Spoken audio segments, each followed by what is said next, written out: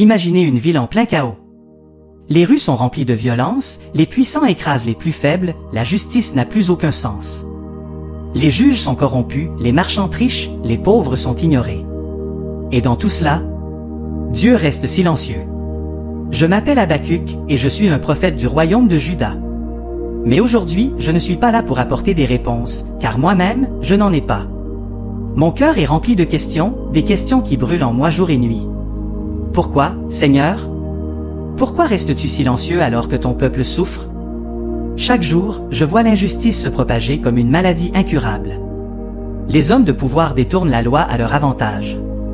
Les innocents sont accusés à tort et les véritables coupables se pavanent librement. Je crie à Dieu, mais le ciel semble fermé, sourd à mes supplications. Pourquoi la justice est-elle si lente à venir? Pourquoi les méchants triomphent-ils? Retour à une narration immersive, plonger le spectateur dans l'expérience du prophète. Je marche dans les rues de Jérusalem et mon cœur est serré. Chaque visage que je croise me rappelle combien notre peuple s'est éloigné de Dieu. Autrefois, nous étions un peuple béni, sous la protection du Tout-Puissant. Mais aujourd'hui, tout cela semble n'être qu'un lointain souvenir. Alors, une nuit, submergé par la douleur et l'incompréhension, je crie à Dieu d'une voix forte. Jusqu'à quand, Seigneur, vais-je implorer ton aide sans que tu répondes? Jusqu'à quand vais-je crier à toi contre la violence, sans que tu sauves ton peuple? Le silence. Un silence pesant. Mais au fond de moi, une certitude demeure, Dieu n'a pas cessé de parler. Peut-être que je ne comprends pas encore ses plans, mais je dois écouter.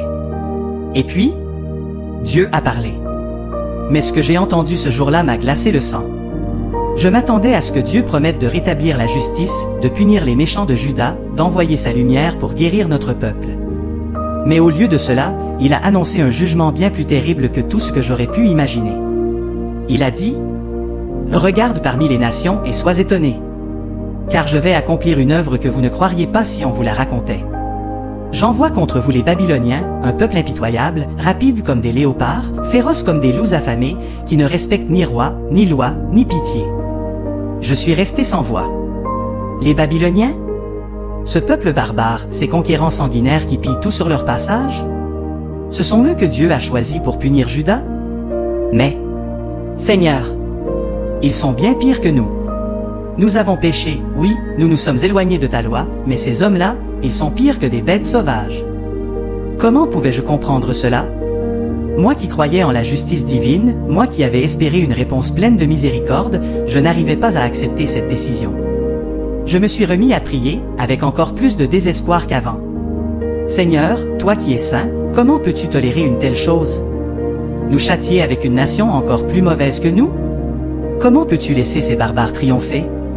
Laisseras-tu toujours le mal prospérer? J'imaginais déjà l'arrivée des armées babyloniennes. J'entendais le bruit de leurs chevaux fouettant le sol, leurs épées frappant nos portes, leurs cris de victoire alors qu'ils réduiraient notre peuple en esclavage. Et pourtant, Dieu restait inébranlable. Je restais debout, les yeux levés vers le ciel, le cœur rempli d'incompréhension. Comment pouvais-je accepter cette réponse?